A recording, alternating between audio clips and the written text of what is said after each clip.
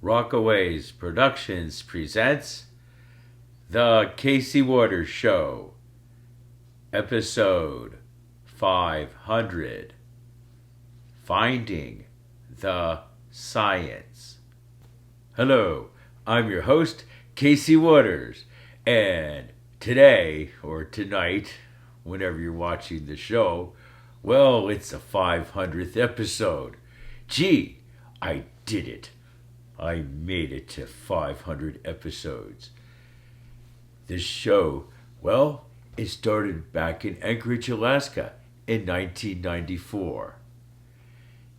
I lived in Anchorage until 2000. Then I moved to Fairview, North Carolina. I continued to send the show to Anchorage all the way up until 2003. Well, actually, I kept sending it to Anchorage beyond that. But in 2003, I started airing the show on MNN, Manhattan Neighborhood Network.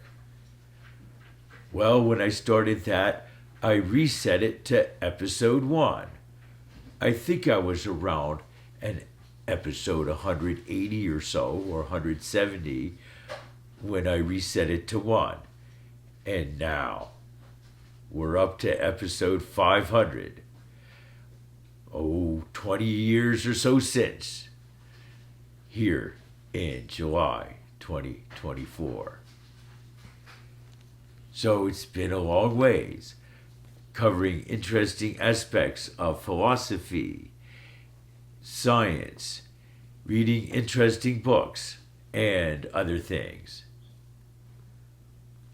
So, what's on tap for tonight? Tonight, I continue with brain room exercises. Here, I'll look at how our mental state, well, how it can affect our overall well-being, how our mental state affects others, and how it can even have an impact on our next existence in the afterlife, whatever that might be.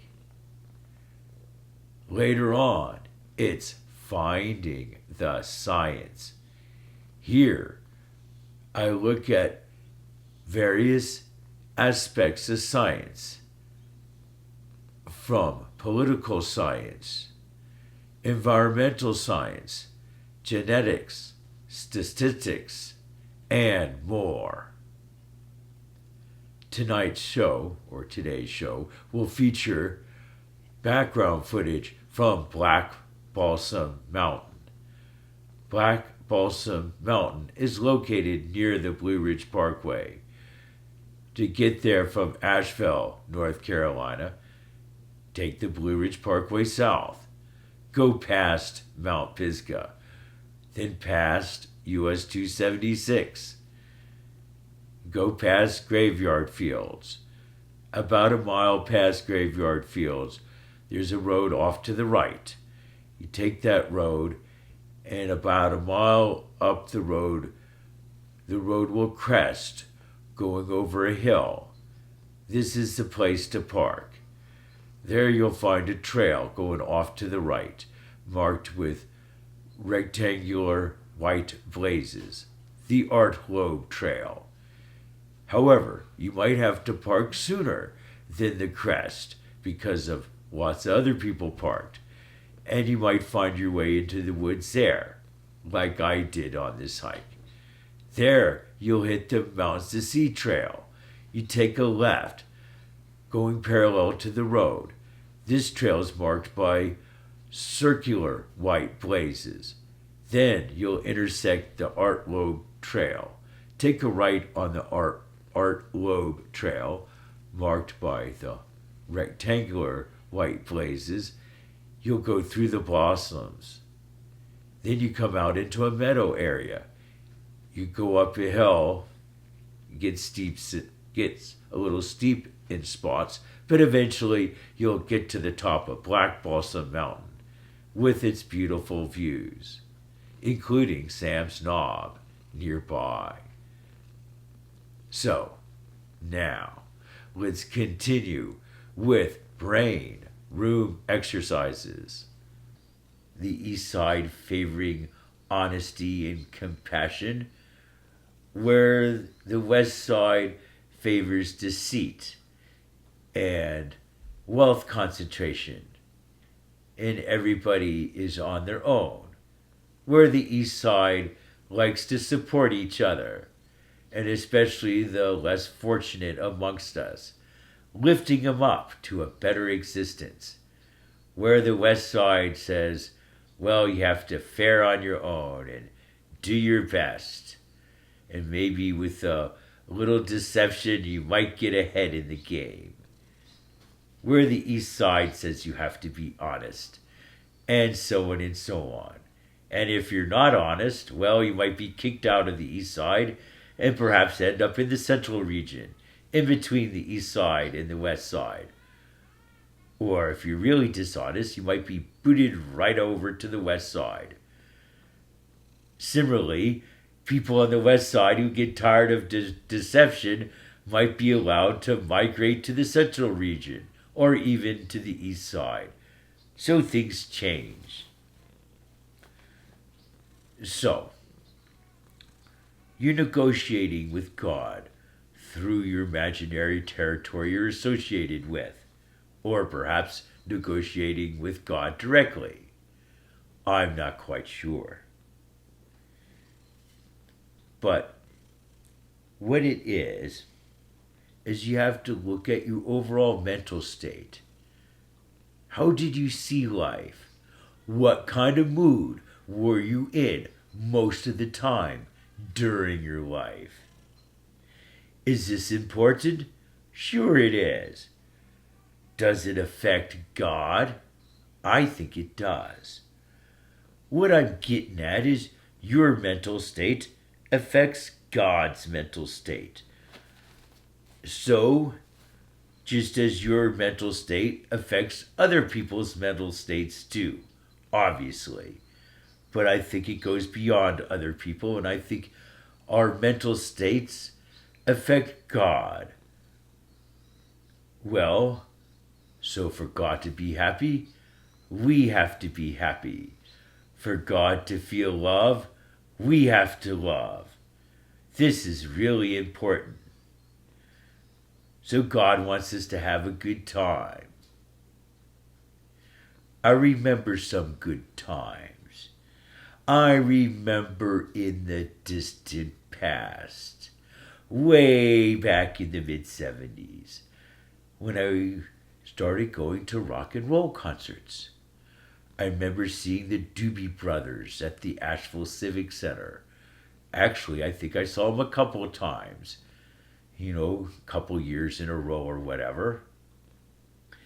Anyway, I remember one song in particular. It keeps you running. Love, it keeps you running. That song. Sure. And I remember how they played it. Oh, gee, it was wonderful. Sure, you can listen to this song on an album or YouTube, and you might be like, whatever, it's a so-so song. Well, it depends how it's played. Fortunately for me, back in the mid-70s in the Civic Center, they put a little funk in it, dipping way down, getting into some low notes there with the organ and the bass guitar. You could even feel it vibrate through you briefly as the note just drops down. It was kind of a nice funk. I was introduced to funk live in concert. A funky beat, a fun beat.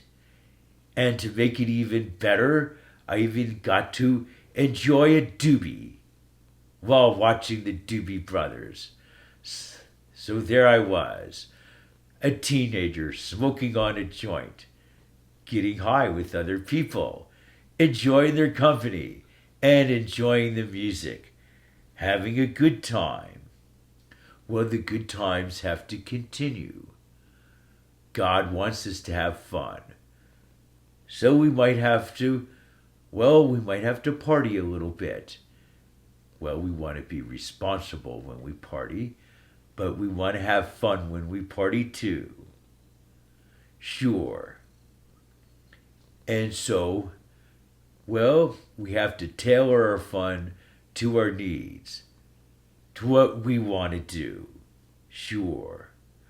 Other people might think they're having fun, and perhaps they are, but it might not always be fun to you.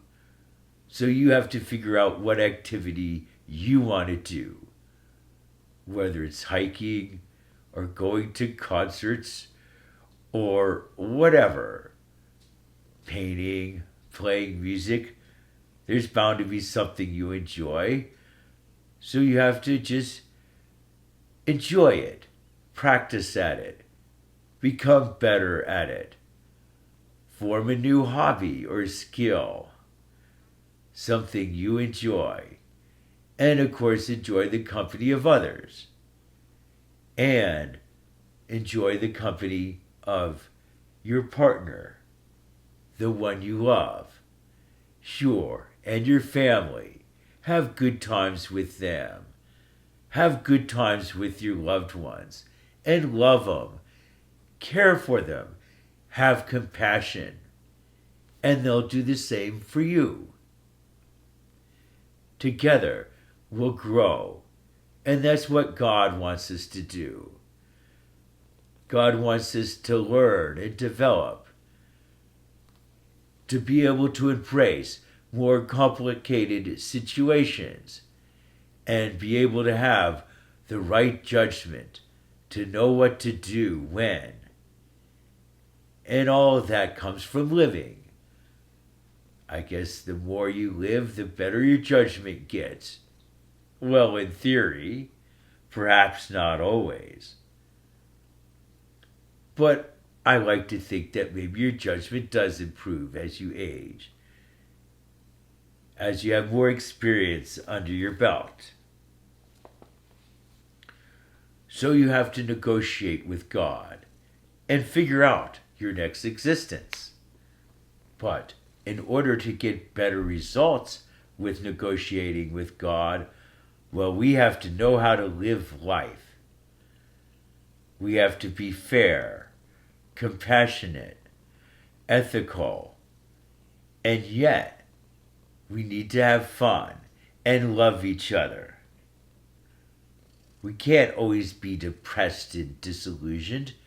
God doesn't want that. We have to get past that. We have to see life in a better way. We have to see our role in life. And sometimes it's not always what we hope it will be. But whatever we do, we have to have joy in doing it and take pride in doing it, because we're doing it our way. Sure. And by doing things our way, we influence other people. Perhaps other people might do things our way too. And, well, perhaps our way might be better. As I said, we have to find the best way to show compassion to people, to be able to lift them up and help them out. But yet, we need to help ourselves first. And we need to make sure that we have enough resources for ourselves, for now and the future. But yet, we should share. And sharing is important. For some people, don't have as much as we do. And so we need to support them, to help them out. God notices this. God notices how we help each other out.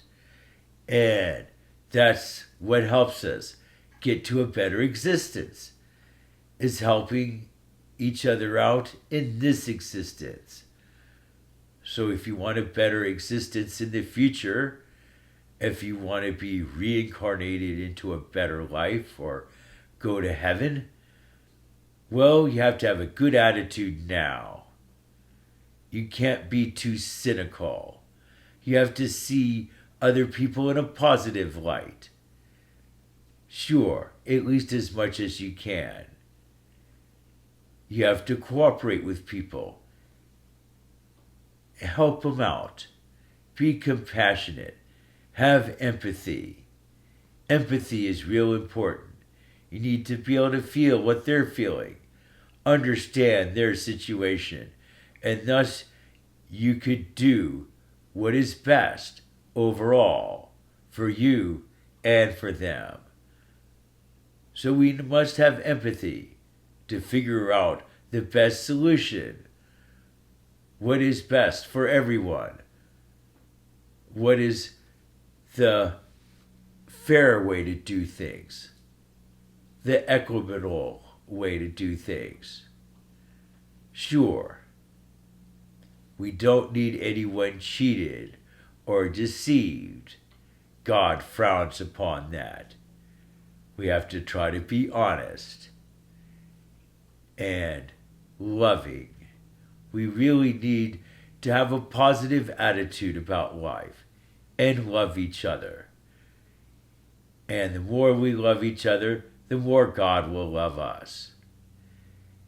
And as we work on this in our head, well, we're preparing for our next existence. In a sense, we're doing brain room exercises, getting ready to negotiate with God, thinking what God would like to hear about us, thinking about the best things to do in our life, so that our actions in our life will lead to a better existence in our next life. Well, for that to happen, we have to do it with love, compassion, and honesty.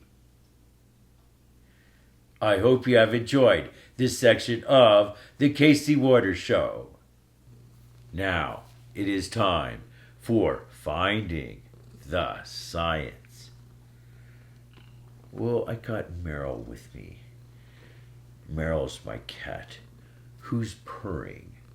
So you might hear a little bit of purring in the background. Finding the science.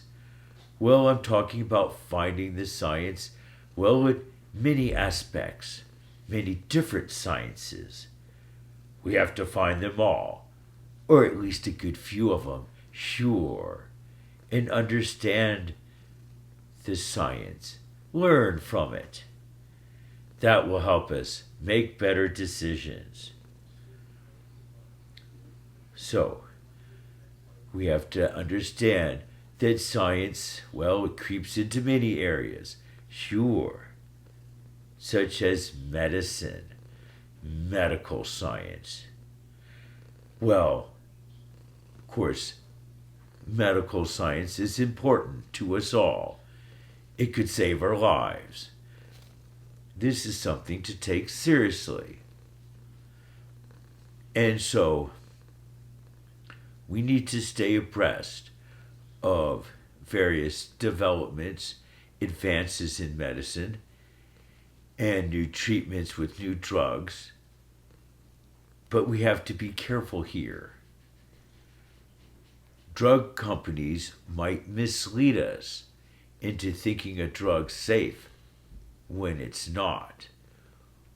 Or there might be side effects that aren't disclosed, or perhaps not even known about yet. So we have to be careful. We have to do our own research. And we have to realize that sometimes deception could enter into medicine, in the marketing of drugs, and perhaps even other areas as well. Unfortunately, a lot of hospitals are for-profit and other medical centers. So the focus might be more on profit and not on the patient. So we, as the patient, must stick up for ourselves and be sure we're treated fairly and with the best treatments. We have to do our research and figure out what's best for us? Well, some of that might come from experience, of course. Some treatments work better than others. Some treatments work on some people, but not on others. So a treatment that might work for you might not work for someone else. So you might have to experiment and try several different treatments for a given condition. Every situation is different. It is critical to consult with your doctor before trying new medicines or treatments. But just be aware that some medicines or treatments might work well for someone else, and something else might work better for you. Anyway, moving along.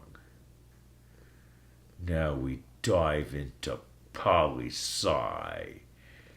Kind of where I'm headed anyway. Well, what do I mean by that? Well, when I think of poli-sci, of course, I think of it with a Y. P-O-L-Y, sci. In the sense of many sciences, many different fields of study. Actually, that's what I'm trying to embrace here. That's what I'm trying to get you all to be aware of and take interest in.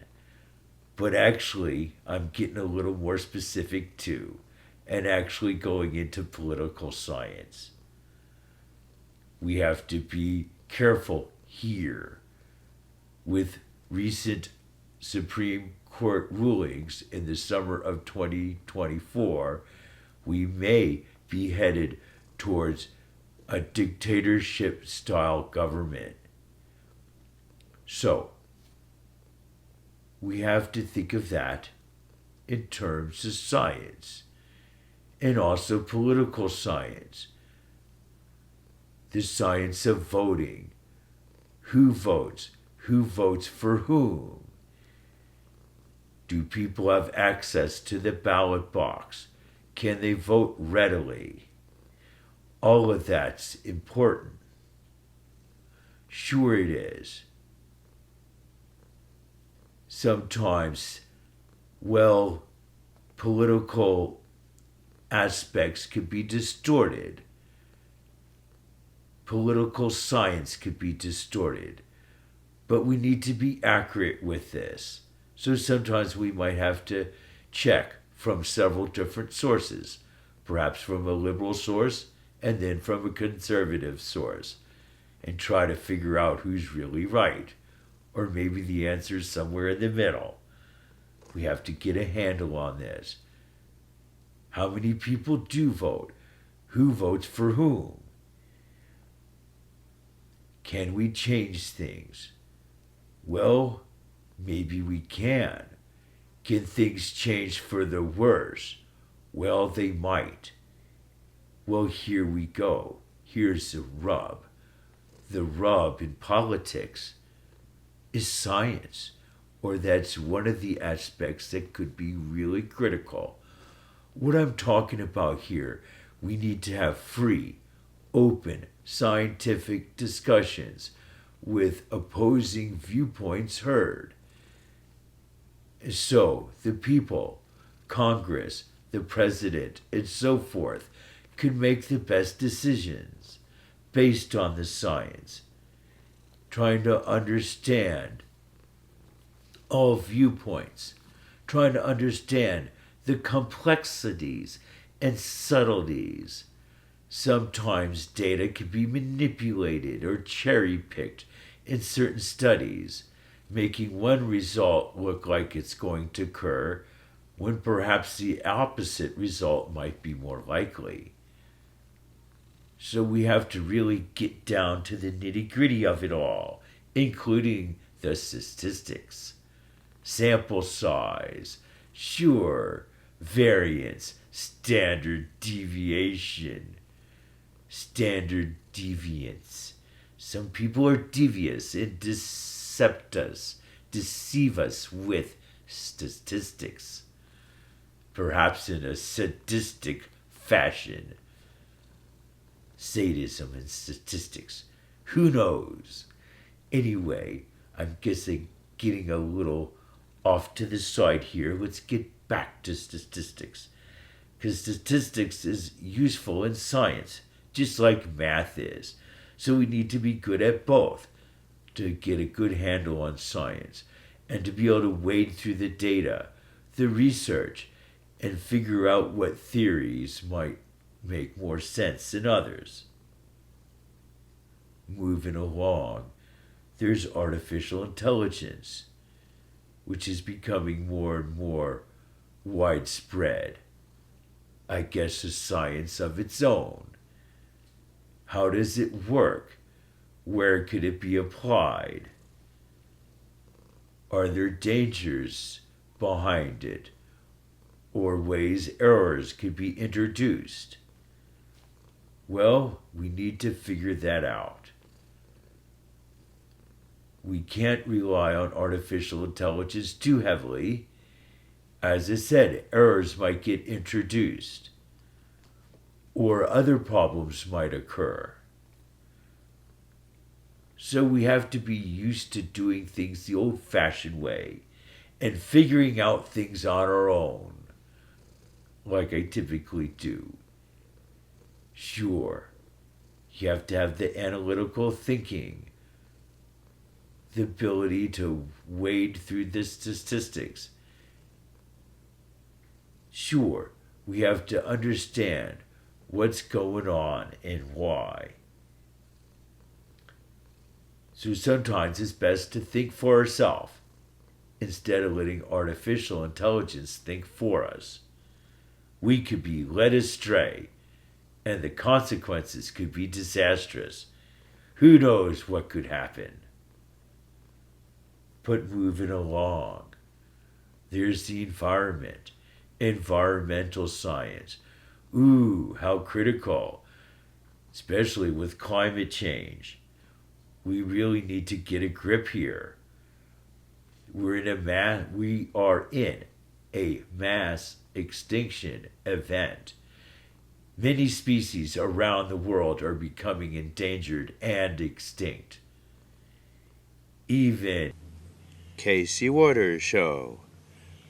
Producer Casey Waters. Graphic editing Judson Laird. Please note our new email address, CaseyWaters2 at CaseyWaters.com.